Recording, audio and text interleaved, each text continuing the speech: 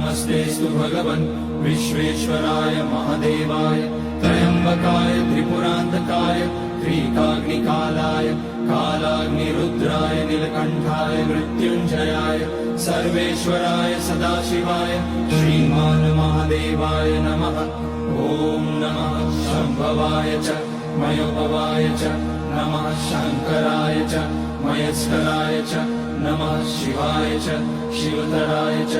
ॐ त्र्यम्बकं यजामहे सुगन्धिं पुष्टिवर्धनम् उर्वारुकमिव बन्धनान् मृत्योर्मुक्ष्यमामृतात्। नागेन्द्रहाराय त्रिलोचनाय भस्माकराय महेश्वराय नित्याय शुद्धाय दिगम्बराय तस्मै नकाराय नमः शिवाय। मन्दाकिनी सलिलचन्दन चर्चिताय नन्दीश्वर प्रमथनाथ महेश्वराय